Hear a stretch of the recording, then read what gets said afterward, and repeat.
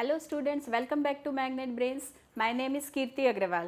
Center of mass का motion of center of mass.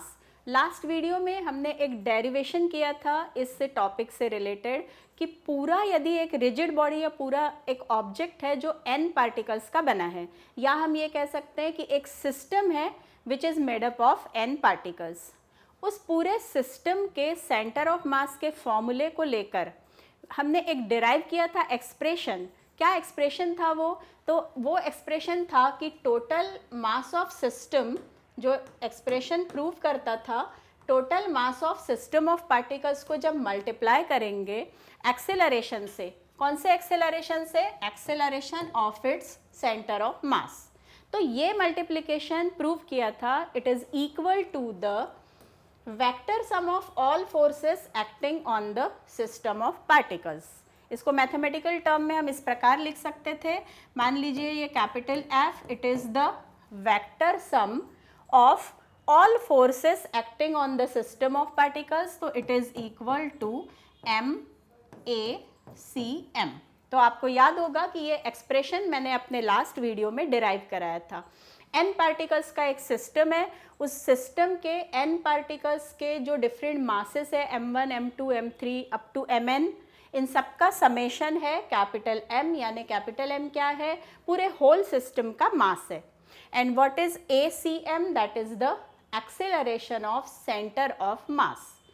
फिर जब एक्सटर्नल फोर्स लगाया गया उस पूरे ऑब्जेक्ट पे या उस रिजिड बॉडी या सिस्टम पे, तो ये एक्सटर्नल फोर्स F मान लिया, capital F. Although capital F को हम क्या मानते हैं? तो it is vector sum of F1, F2, F3. ये सब क्या है? तो ये सब इंडिविजुअल पार्टिकल्स पर लगने वाले फोर्सेस है, और इन सभी का जो समेशन है उसको क्या मान लिया था? Vector F, which is the external force. तो जब कभी भी पूरे सिस्टम ऑफ n पार्टिकल्स पर कोई एक्सटर्नल फोर्स F लगाया जाए तो हम ये अज्यूम कर सकते हैं कि जब पूरा ये फोर्स मान लीजिए इस ऑब्जेक्ट पे लगा दिया गया कैपिटल F, तो वी कैन अज्यूम कि अलग अलग पार्टिकल्स तो पूरे मूव कर ही रहे हैं, यानी complete mass is moving, but we can assume that this whole system is moving and we can see कि its center of mass is moving like the whole total force is applied on the center of mass. हम ऐसा मान सकते हैं कि पूरा मास जब motion में है तो एक्सटर्नल फोर्स कहाँ पर लगाया गया है? उस पॉइंट पर जहाँ पूरे ऑब्जेक्ट का या पूरे सिस्टम का मास हम अज्यूम करते हैं कि सिचुएटेड है उस पॉइंट पर. तो इसीलिए हमेशा ध्यान रखिए कितना भी बड़ा ऑब्जेक्ट हो, यदि वो रिजिड बॉडी है तो वो n पार्टिकल सिस्टम्स का कोई भी ऑब्जेक्ट है, रिजिड बॉडी है, तो उस पर लगाया गया फोर्स, एक्सटर्नल फोर्स जब हम इस पर लगाते हैं तो पूरा मास मूव कर रहा है, ट्रांसलेटरी मोशन कर रहा है. बट ये देख सकते हैं कि पूरा फोर्स कहाँ लग रहा है, तो हम अज्यूम कर सकते हैं कि वो पूरा फोर्स लग रहा है centre of mass of the object पे, एंड सेंटर ऑफ मास ही पूरा मूव कर रहा है, as if the whole force, the complete external force is applied on the center of mass of that n particle system. तो ये prove करता था ये स्टेटमेंट, और इसीलिए ये पूरा स्टेटमेंट ट्रांसलेटरी मोशन को रोटेटरी मोशन से किस प्रकार से अलग करता है. तो ट्रांसलेटरी मोशन में अगर कोई सिंगल पार्टिकल है और उस पर फोर्स लगाया तो we say that single particle is moving from one place to another or one point to another. लेकिन इस पूरे system of n particles पर जब कोई external force लगाया जा रहा है तो हम ये कहते हैं कि वो force as if it is applied on the center of mass of the system and the complete mass तो move हो रहा है, लेकिन basically हम क्या study करते हैं कि how its center of mass is moving. और इसीलिए center of mass एक जगह से दूसरे जगह, एक पॉइंट से दूसरे पॉइंट तक ट्रांसलेटरी मोशन कर रहा है. तो इस तरह से ट्रांसलेटरी मोशन तो हो गया सेंटर ऑफ मास जो परफॉर्म कर रहा है, बट यदि पूरा ऑब्जेक्ट रोटेटरी मोशन करता है तो सेंटर ऑफ मास मूव नहीं होता है, it is situated at the same point. And this expression और this statement is differentiating translatory motion and rotatory motion.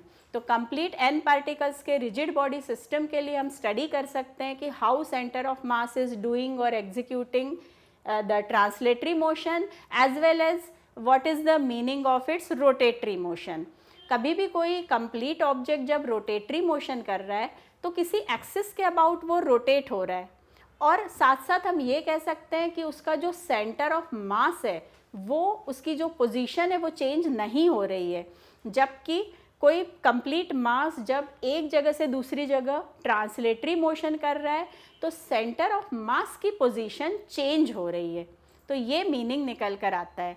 As well as यदि इस पूरे फॉर्मूले को हमको 3 कंपोनेंट्स में डिवाइड करना हो तो इनको किस प्रकार से डिवाइड करके लिखा जा सकता है 3 कंपोनेंट में, तो हम मान सकते हैं कि सपोज ये जो F नेट फोर्स लग रहा है कंप्लीट एन सिस्टम के पार्टिकल्स पर, तो मान लीजिए ये x डायरेक्शन का कंपोनेंट है, मास तो कांस्टेंट होता है, तो केवल हमको सेंटर ऑफ मास के एक्सीलरेशन का कौन सा कंपोनेंट यहाँ मेंशन करके शो करना है, x component.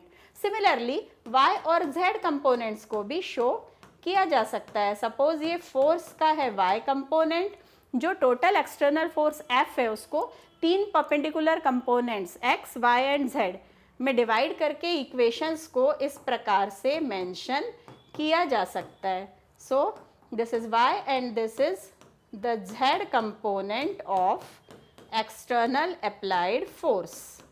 So this is the meaning of this whole statement. तो किस प्रकार इंटरप्रेट करना है, कैसे कंपोनेंट में डिवाइड करना है और इस पूरे स्टेटमेंट से क्या रिजल्ट निकल कर सामने आता है। आई होप कि ये क्लियरली अब अंडरस्टूड हो गया होगा।